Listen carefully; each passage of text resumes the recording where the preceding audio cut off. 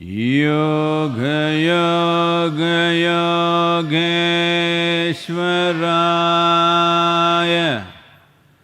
Bhuta Bhuta Bhuteshwaraya Kala Kala Kaleshwaraya Shiva Shiva Sarveshwaraya Shambha Shambha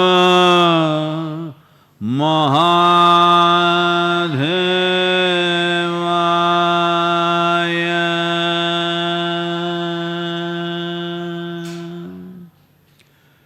Yoga Yoga Yogeshwaraya Bhuta Bhuta Bhuteshwaraya Kala Kala Kaleshwaraya Shiva Shiva Sarveshwaraya Shambha Shambha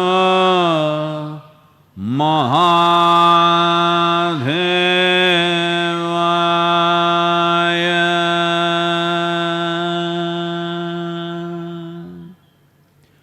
Yoga Yoga Yogeshwaraya Bhuta Bhuta Bhuteshwaraya Kala Kala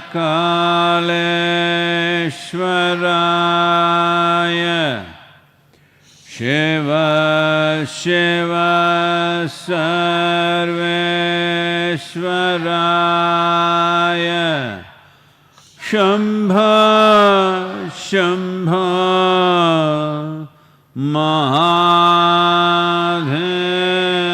Mahadevaya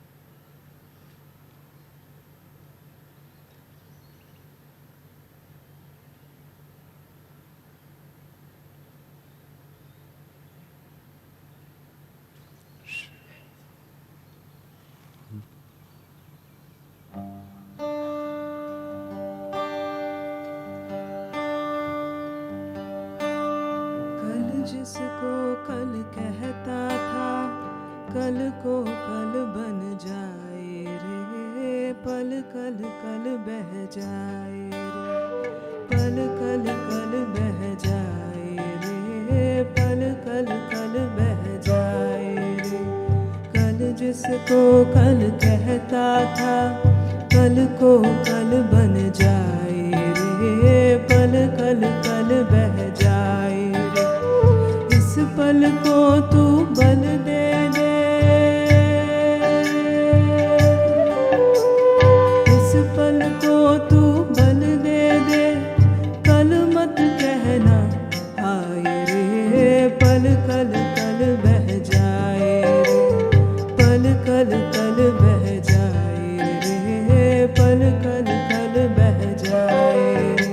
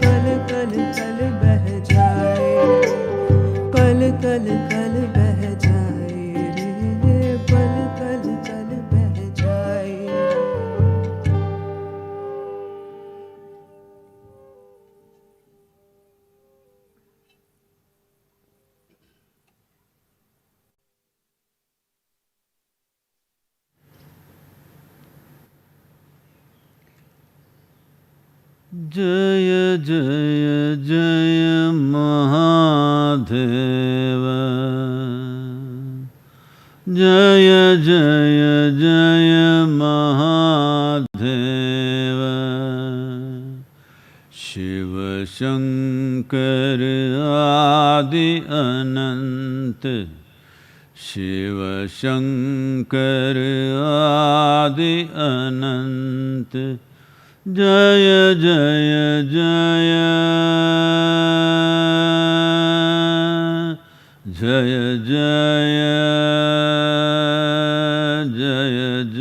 जय जय जय जय महादेव जय जय जय महादेव।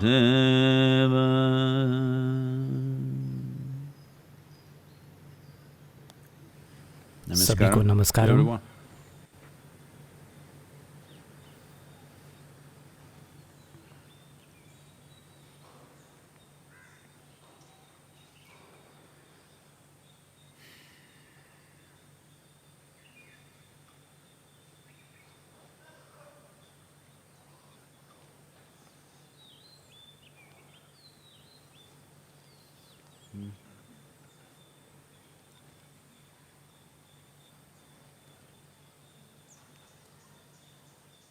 नहीं, मैं जांच नहीं कर रहा हूँ कि मैं पॉजिटिव हूँ या नेगेटिव। ये दुनिया में मिलने वाले सबसे सुगंधित फूलों में से एक है। तो आप जानते हैं कि ये जांचने का एक तरीका है कि आप वायरस से इन्फेक्टेड हैं या नहीं हैं। मैं अभी भी सूंघ सकता हूँ, ये बहुत सुंदर है। तो वायरस पूरी धरती पर नाच रहा है। ये मौत का नाच है। औसतन मेरे ख्याल से पिछले एक हफ्ते से, अगर मैं सही हूँ तो एक हफ्ते से अधिक समय से अमेरिका में हर दिन 2000 मौतें हो रही हैं। कुल 45,000 के पार, है ना? 42,000 मौतें सिर्फ अमेरिका में। फ्रांस ने 20,000 मौतें पार कर ली हैं। भारत 600 की ओर बढ़ रहा है। लेकिन ये छूट, बस ये छूट का वादा जो ज़्यादातर राज्यों ने करने से इनकार कर दिया है, क्योंकि उन्हें पता है कि जब वो थोड़ा सा खोलेंगे तो हर कोई उस छोटी सी दरार से घुसने की कोशिश करेगा। पहले ही दिल्ली के आसपास ट्रैफिक जाम लग रहे हैं। हर कोई कह रहा है कि वो इमरजेंसी ड्यूटी पर हैं। उनकी अपनी ही तरह की इमरजेंसी। हर कोई सोचता है कि उनका काम महत्वपूर्ण है, उनका छोटा सा व्यवसाय, उनका काम, उनका परिवार, जो भी हो।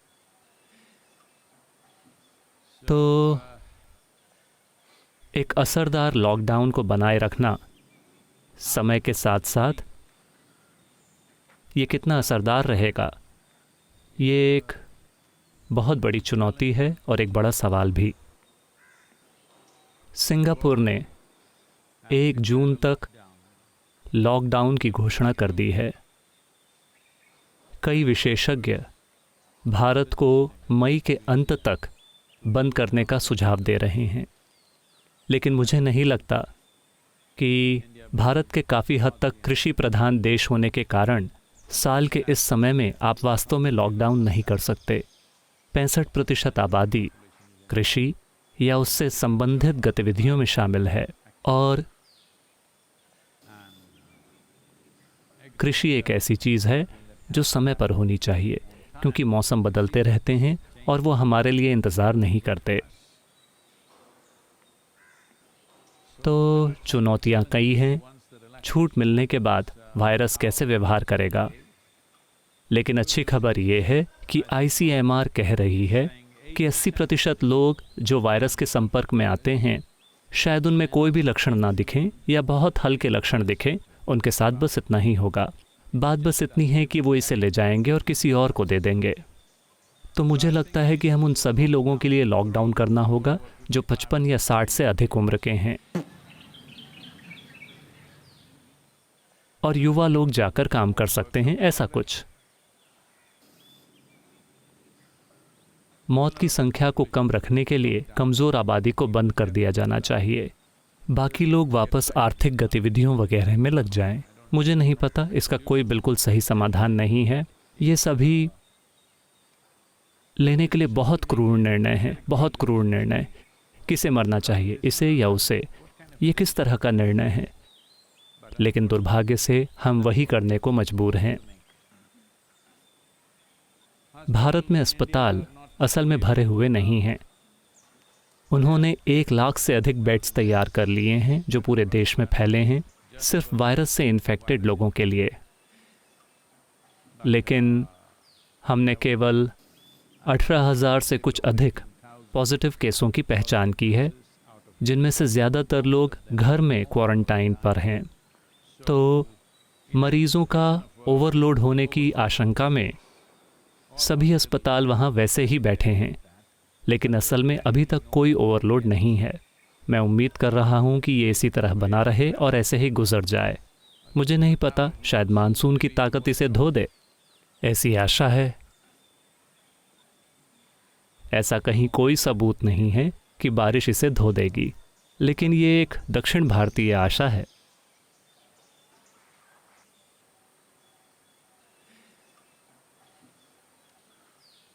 क्योंकि दक्षिण के लोग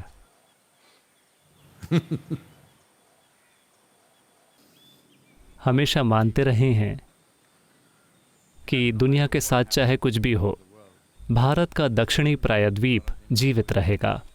एक समय में इसे जम्बू द्वीप कहा जाता था। इसका मतलब ये एक सुनहरा द्वीप था, क्योंकि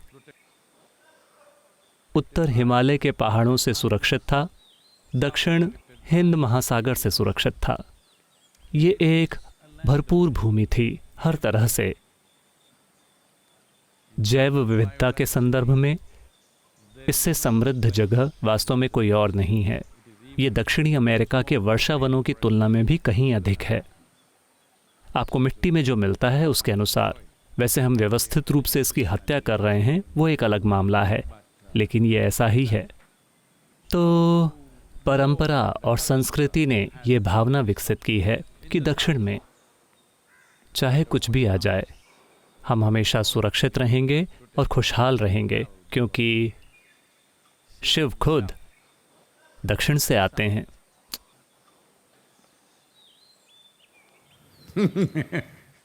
मुझे नहीं पता, जब मैं अमेरिका जाता हूँ मुझे आश्चर्य होता है कि ऐसा क्यों है कि अमेरिका में भी दक्षिण के लोग सोचते हैं कि वो ही सबसे अच्छे हैं।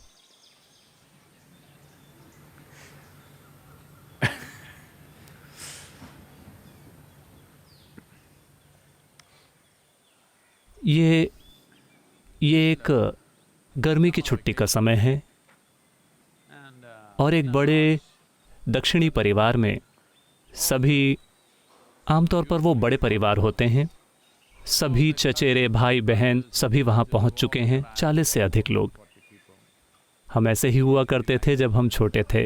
वहाँ इकट्ठा होने वाले हम लगभग 36 लोग होते थे, जो देश के अलग अलग हिस्सों में रहते थे, लेकिन हर कोई गर्मियों के लिए इकट्ठा होता था। तो वे सभी एक बड़े से खेत में पहुँचे। मटिल्डा आंटी, जो बच्चों को अच्छे से संभाल लेती थीं, उन्हें ये बताने की कोशिश कर रही थीं कि कैसे सभी खूबियाँ जैसे दया, विनम्रता, शिष्टाचार,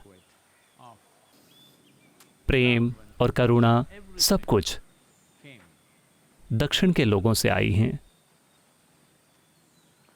तो एक संदेह से भरे टीनेजर लड़के ने पूछा, मटिल्डा आंटी,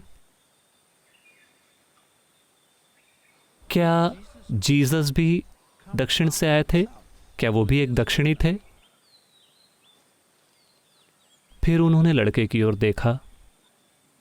ये कुछ ज़्यादा ही लफ्ज़ी हो जाएगी अगर वो एक आदमी को फ़िलिस्तीन से टेक्सास ले आती हैं। तो उन्होंने कहा, नहीं, लेकिन वो एक दक्षिणी होने के काबिल थे।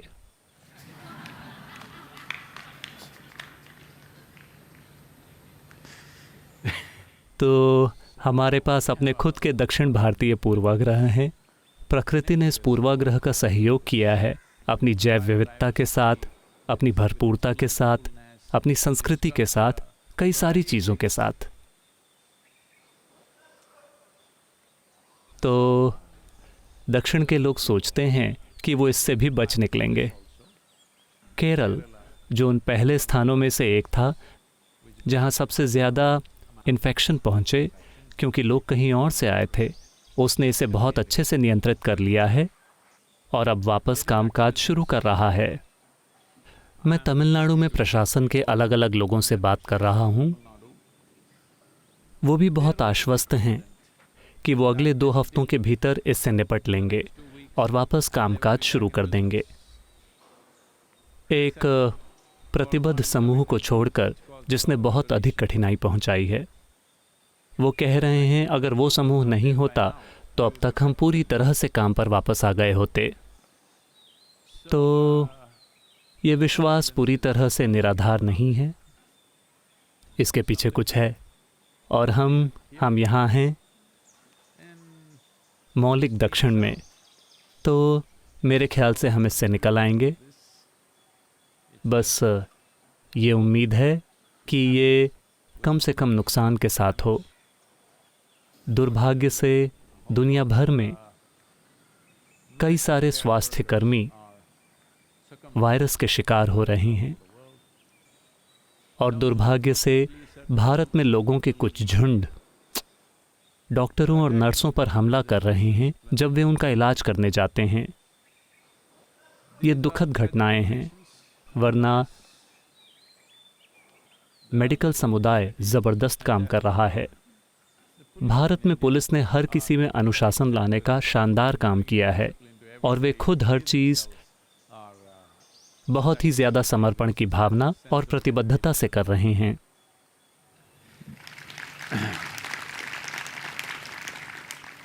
और राजनीतिक नेतृत्व मुख्यतया ज़्यादातर लगभग वाकई काफ़ी अधिक मौक़ों पर अपनी घटिया पॉलिटिक्स से परे हैं और काम में लगे हैं।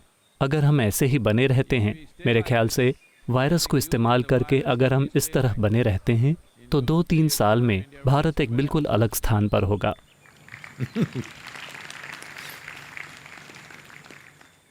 तो गर्मी का मौसम, गर्मी एक ऐसा समय है जब दक्षिण भारत में जीवन थोड़ा आलसी हो जाता है क्योंकि गर्मी इतनी ज़्यादा होती है।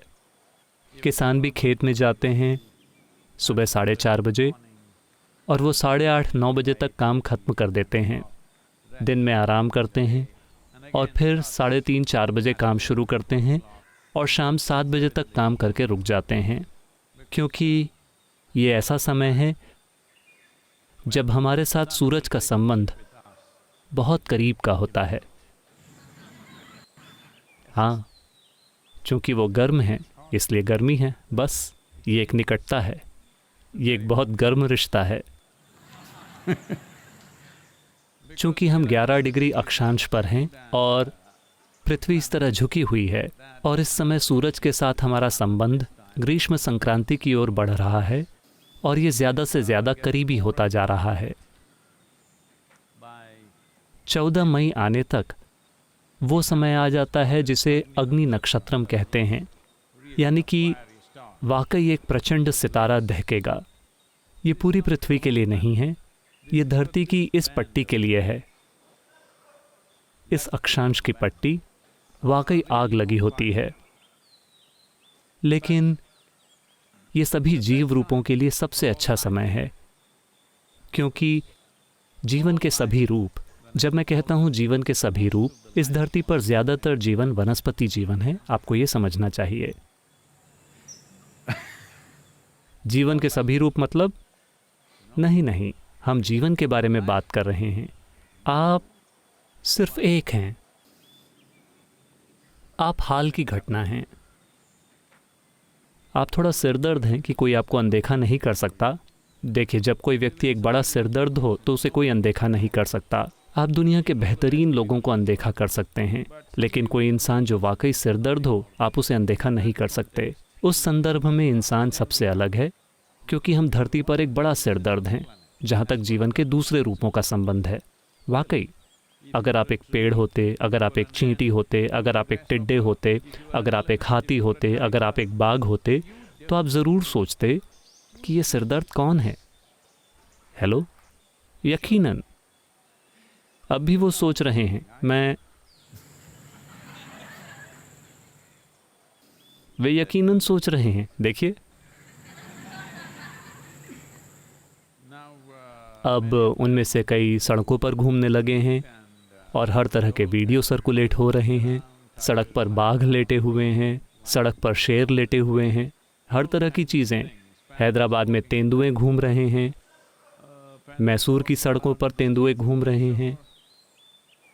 वो हमेशा से थे, लेकिन चूंकि हम इतने बड़े सिरदर्द थे कि वे दूर ही रहते थे। अब जबकि हम घरों के अंदर हैं, वो शहर का मुआयना कर रहे हैं। तो ये इंसानी अस्तित्व अलग है, लेकिन सारे दूसरे जीव रूपों को गर्मी पसंद है, क्योंकि जीवन सबसे अच्छे से घटित होता है, सबसे ज़्यादा वृद्धि होती है। सिर्फ एक ही चीज़ है कि बीच में थोड़े बहुत पानी की ज़रूरत होती है। अभी तक ये बढ़िया रहा है, क्योंकि अप्रैल में 2 बार बारिश होना शानदार बात है। आप पहाड़ की सेहत देख सकते हैं, जो बताती है कि जीवन कैसे पनप रहा है। अगर वो 2 बारिशें नहीं होती तो पहाड़ भूरे हो गए होते। अभी ये खूब हरा भरा है। हमें बस एक और बढ़िया बारिश चाहिए। इस महीने के अंत तक या मई के पहले हफ्ते में हमारे लिए गर्मी का मौसम खत्म हो जाता है, क्योंकि मई के तीसरे चौथे हफ्ते तक मानसून की हवाएं चलने लगेंगी। तो गर्मी का मौसम एक शानदार समय है, क्योंकि हर चीज़ अपनी पूरी गति से बढ़ती है। सारे पेड़ खुद को नई पत्तियों के खोल से ढक रहे हैं। वैसे असल में आप अगर हम एक पूरे क्षेत्र को, अगर दुनिया, कम से कम अगर तमिलनाडु ईशा योग केंद्र जैसा हरा दिखता, अगर इतनी हरियाली पूरे राज्य में होती, तो तापमान इतना ज़्यादा नहीं बढ़ता और गर्मी का मौसम एक शानदार समय होता। जब आप धूप में बाहर हों, सिर्फ तभी ये थोड़ा थकाने वाला होता है, लेकिन छांव में ये बहुत बढ़िया होता है, क्योंकि हर चीज़ खिली हुई है, पूरी नई पत्तियाँ, हवा में ढेर सारी ऑक्सीजन, क्योंकि पेड़ बहुत खुश महसूस कर रहे हैं। एक ही चीज़ ये है कि 15-20 दिनों में एक बार, कम से कम 3 हफ्तों में एक बार बारिश हो जाए। हम गर्मी से बस यूं ही गुजर जाएंगे। तो गर्मी के मौसम की बातें, मैंने आपके लिए कुछ लिखा है। क्या मैं आपको अपनी कविताओं से यातना दे रहा हूं? आप मुझे बता सकते हैं, ठीक है, कोई दिक्कत नहीं है। इसका शीर्षक है ग्रीष्म ऋतु। फूलों की खुशबू रखती है व्यस्त और खुश मधुमक्खियों और चिड़ियों को। फूलों की खुशबू रखती है व्यस्त और खुश मधुमक्खियों और चिड़ियों को। झींगुर झीं झीं करते हैं दिन रात, उसके बारे में जो उन्होंने खोया या पाया। झींगुर झीं झीं करते हैं दिन रात, उस बारे में जो उन्होंने खोया या पाया। हवा झिझकती है इतनी, अपने साथ लाई ठंडक को फैलाए या फिर रोक ले खुद में। हवा झिझकती है इतनी, अपने साथ लाई ठंडक को फैलाए या फिर रोक ले खुद में।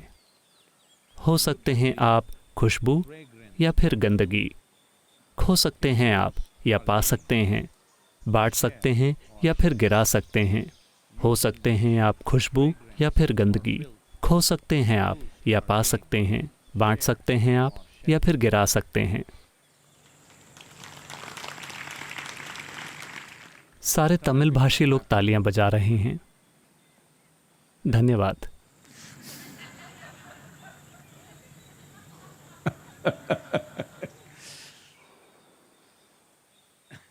यह सवाल सारा ने पूछा है। नमस्कारम सद्गुरु। कर्म हमारे द्वारा किया गया काम है हमारा काम कैसा होना चाहिए ताकि ये हमें मुक्त करे, बंधन ना बनाए। हम में से ज़्यादातर लोगों के पास इस बात की समझ और पहचान नहीं है कि मजबूरी भरा या जागरूकता से किया गया काम क्या है। हम इसे जानने की क्षमता कैसे पा सकते हैं ताकि हम सिर्फ जागरूकता के साथ ही काम करें। मैं एक दिन का काम और है। मैं कर्म वाली किताब को पूरा कर रहा हूँ जो अमेरिका में रैंडम हाउस द्वारा प्रकाशित की जाएगी। वो बाकी की दुनिया में भी प्रकाशित होगी, लेकिन भारत में नहीं, क्योंकि हजारों सालों से आप कर्म की बातें करते रहे हैं। बेहतर होगा कि आप खुद ही इसे समझें। तो सारा एक भारतीय नाम नहीं लगता, तो मेरे ख्याल से ये ठीक है, लेकिन मुझे लगता है कि ये एक साजिश है उस किताब को मुफ्त में पाने की। अभी एक दिन का काम और है, फिर ये पूरी हो जाएगी। इसे देखने के कई तरीके हैं। मैं किस तरह से काम करूं? कर्म यानी, चलिए इसे समझते हैं। कर्म का मतलब सिर्फ दुनिया में कुछ करना ही नहीं है। आप यहाँ बैठे हैं, आप कर्म कर रहे हैं। यहाँ बैठने का कर्म, शरीर काम कर रहा है, ये सांस ले रहा है, ऑक्सीजन अंदर ले रहा है, कार्बन डाइऑक्साइड बाहर छोड़ रहा है। पेड़ आपको आशीर्वाद दे रहा है क्योंकि आप पर्याप्त कार्बन डाइऑक्साइड बाहर निकाल रहे हैं। मान लीजिए कि आपने उसे भी अपने अंदर जमा कर लिया और एक हीरा बनाया ताकि आप इसे किसी को दे सकें। नहीं, कार्बन ही तो है। फिर पेड़ आपको देखेगा और कहेगा आप किस तरह के गंवार हैं, आप कार्बन डाइऑक्साइड भी बाहर नहीं छोड़ रहे। ये एक तरह का कर्म है, मैं आपको बता रहा हूं। मैं किताब पर ओवरलैप किए बिना बात बताने की कोशिश कर रहा हूं, क्योंकि उसमें कुछ मुद्दे हैं। तो अगर आप यहां बैठकर सांस लेते हैं, तो जहां तक पेड़ की बात है, आप एक अच्छा कर्म कर रहे हैं। आपको नहीं पता, आप जागरूक भी रह सकते हैं। पेड़ मुझे ऑक्सीजन दे रहा है, मैं कार्बन डाइऑक्साइड दे रहा हूं। क्या इसका मतलब यह है कि आपको जोर से सांस लेनी होगी? ऐसा कुछ भी नहीं है, आप बस सांस लीजिए, ये वैसे भी हो रहा है। तो शारीरिक कर्म हो रहा है। मानसिक कर्म ज्यादातर इंसानों के लिए हमेशा होता रहता है, लगभग हर समय। भावनात्मक कर्म हो रहा है, ऊर्जा कर्म हो रहा है, नहीं तो आप जीवित नहीं होते। तो कर्म हो रहा है, ये सिर्फ आपके द्वारा जागरूकता से किया काम नहीं है, ये बस हो रहा है। जीवन ही कर्म है। अगर आप निष्कर्म बनना चाहते हैं, लोग सोचते हैं कि इसका मतलब है कोई कर्म नहीं। अगर आप कर्म रहित बनना चाहते हैं तो ऐसी कोई चीज नहीं है, आप बहुत कम कर्म वाले बन सकते हैं। तो क्या एक आलसी आदमी निष्कर्म है? नहीं, आलस बहुत सारा कर्म है, क्योंकि आलसी बनने के लिए बहुत काम करना पड़ता है। कहने का मतलब, आपको हर चीज के लिए बहुत सारे स्पष्टीकरण तैयार करने होंगे और खुद को यह विश्वास दिलाना होगा कि आपको इस बारे में कुछ भी करने की जरूरत नहीं है। अभी वायरस फैल रहा है, आपके आसपास कोई मर रहा है, आपको अपने अंदर कुछ ना कुछ करना होगा ताकि आप उसके प्रति रिस्पॉन्ड ना करें, वरना उसके प्रति रिस्पॉन्ड करना आपके लिए स्वाभाविक है। तो आलसी होना निष्कर्म नहीं है। वैसे एक योगी लगभग एक हाइबरनेशन की अवस्था की तरह बन सकता है, जहां सब कुछ बहुत कम हो, लेकिन फिर भी वो कर्म से मुक्त नहीं है। शायद वो प्रति मिनट कम संख्या में सांसें ले रहा हो।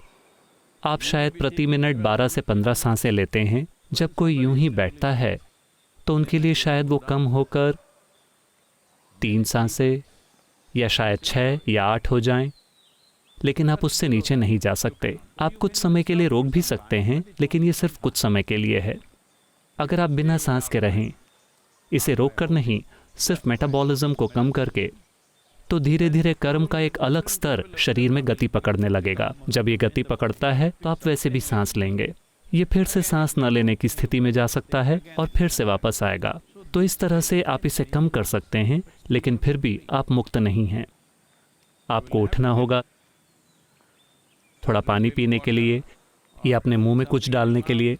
जब आप कुछ अंदर डालते हैं तो कुछ बाहर भी निकलेगा। ये सारी चीज़ें कर्म हैं।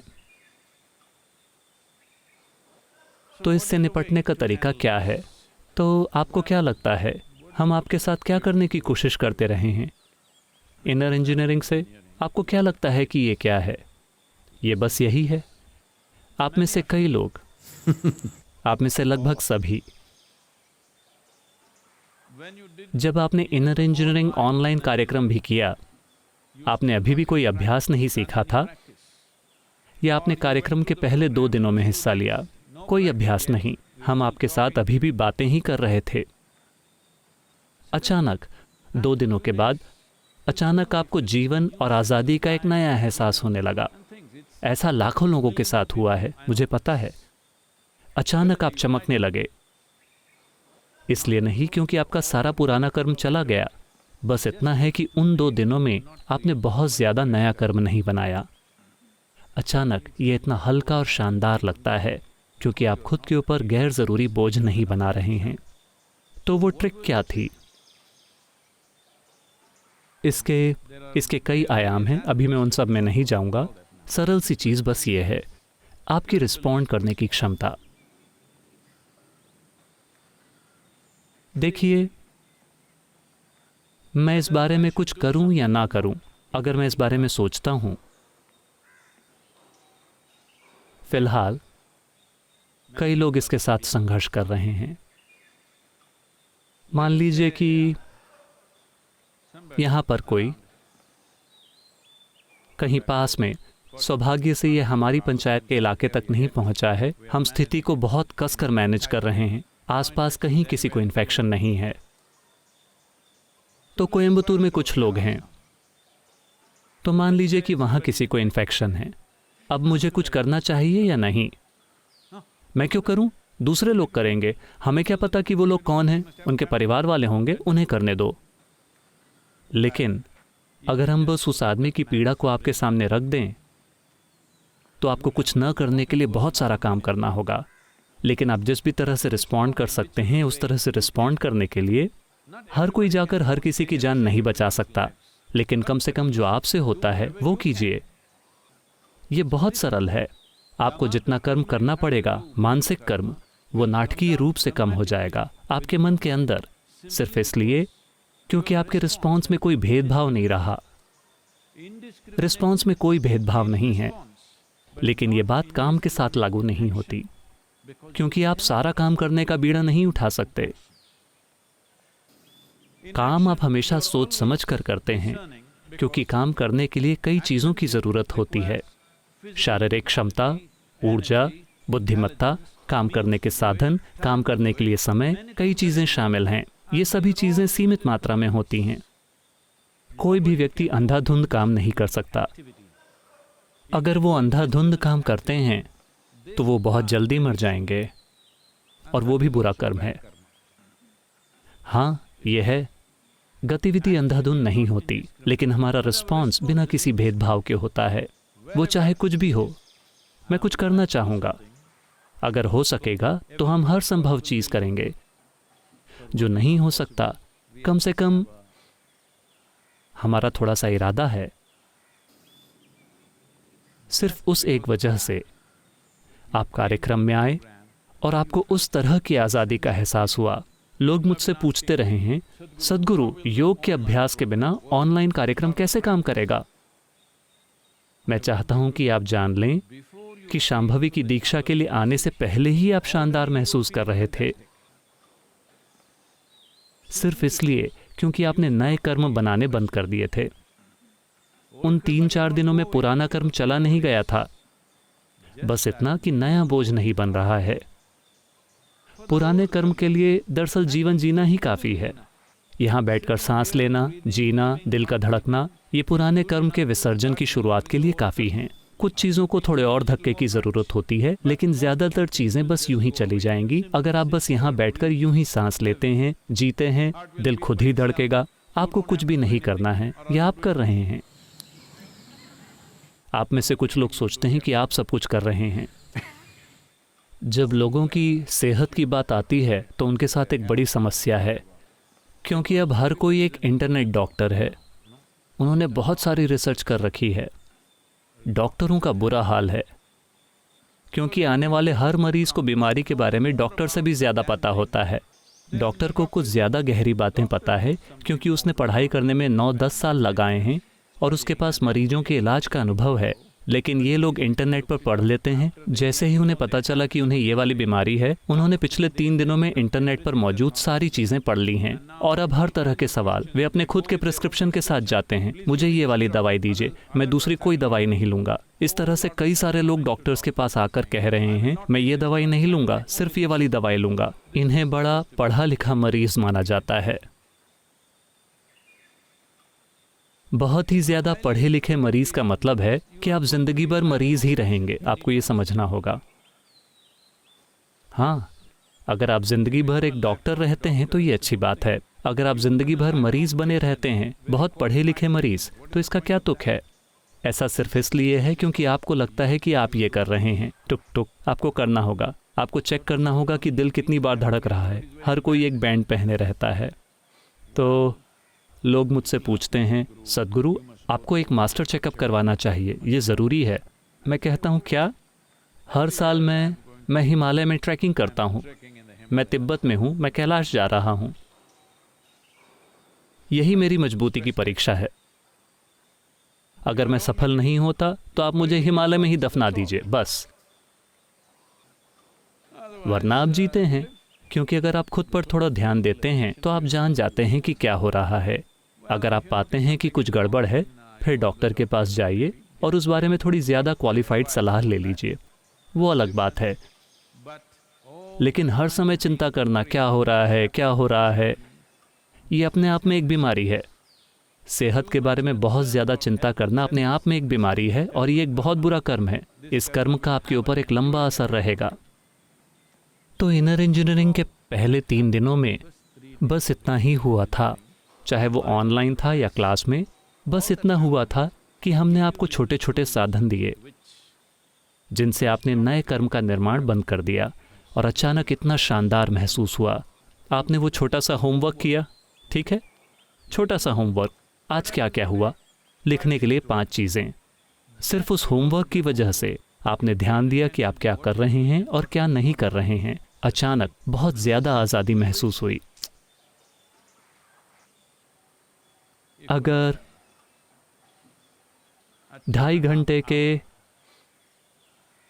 कार्यक्रम का आपके ऊपर इतना असर हो सकता है, अगर आप थोड़ा और ध्यान देते हैं इस लॉकडाउन के समय में, तो आप सीख सकते हैं कि कैसे कर्म न बनाएं। बस इतना कि आपके रिस्पॉन्स में कोई सीमा नहीं है। आप तय मत कीजिए कि क्या रिस्पॉन्ड करने के लायक है, क्या रिस्पॉन्ड करने के लायक नहीं है। वो आपका काम नहीं है। एक चिड़िया, एक टिड्डा, एक चींटी, एक इंसान, आदमी, औरत, बच्चा, चाहे कुछ भी हो, आप रिस्पॉन्ड कीजिए। क्या आपको कुछ करना होगा? नहीं। काम हमेशा सोच समझ कर किया जाता है, क्योंकि काम में उन चीज़ों की मात्राएं शामिल हैं जो असीमित नहीं हैं। हमारी ऊर्जा असीमित नहीं है, हमारी बुद्धि असीमित नहीं है, हमारे कार्य वो असीमित हो ही नहीं सकते, वो हमेशा सीमित होते हैं। लेकिन हमारी रिस्पॉन्ड करने की क्षमता असीमित है। ये एक चीज़, बस ये एक चीज़ अगर आप करते हैं तो आप आज कोई कर्म नहीं बनाएंगे, आप बोझ को नहीं बढ़ाएंगे। बस बोझ को न बढ़ाना, आप देखेंगे कि ये मुक्ति जैसा महसूस होगा। आप इस तरह का नुकसान खुद को पहुंचा रहे हैं। आपको क्या लगता है कि जब आप एक बच्चे थे तब आप ऐसे थे? कर्म तब भी आपके पास था, तब भी आपके पास कर्म का पूरा गोदाम था, लेकिन फिर भी आप हंस रहे थे। अब आप ऐसे बन गए हैं। अरे वायरस सद्गुरु, वायरस। उससे पहले भी, वायरस के आने से पहले भी ज्यादातर लोग इतने गंभीर दिख रहे थे मानो वो कब्र से निकले हों।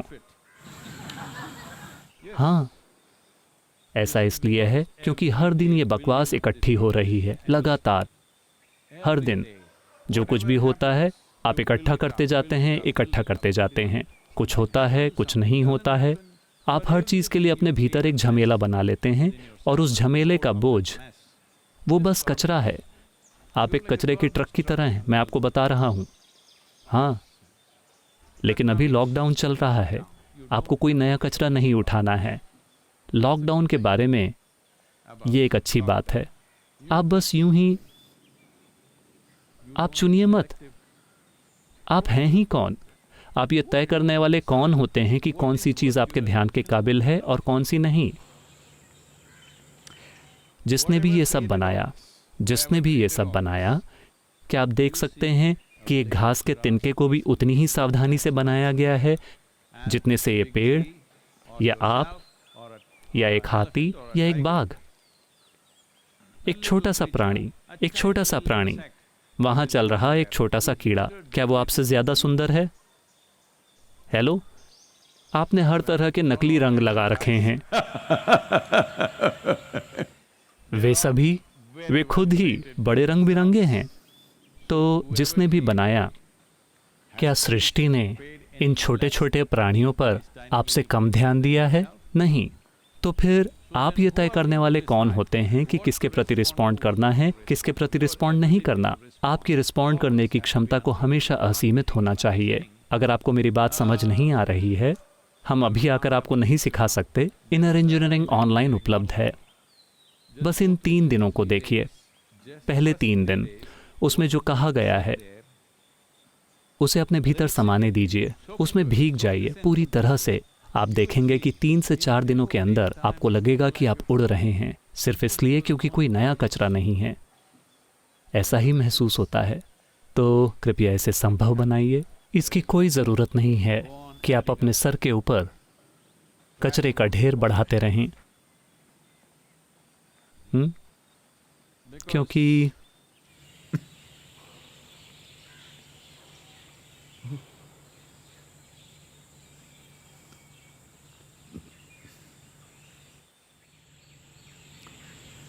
योग योग योगेश्वराय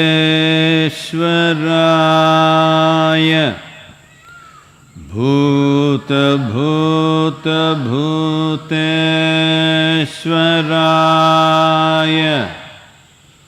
काल काल कालेश्वराय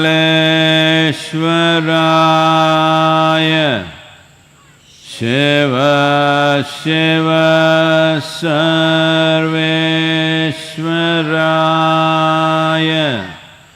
शंभो शंभो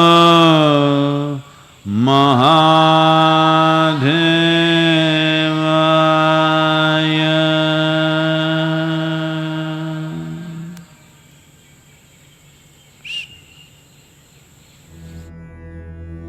योग योग योगेश्वराय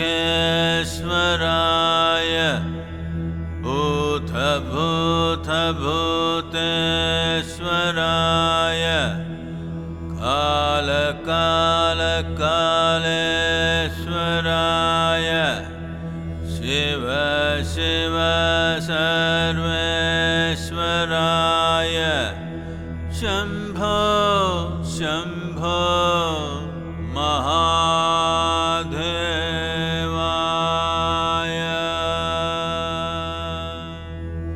योग योग योगेश्वराय भूत भूत भूतेश्वराय काल काल कालेश्वराय शिव शिव सर्वेश्वराय शंभो शंभो महादेवाय।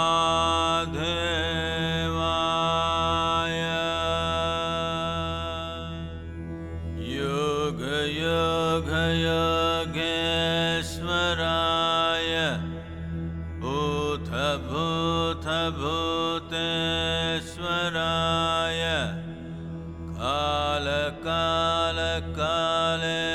कालकालकालेश्वराय शिव शिव सर्वेश्वराय शम्भो शम्भो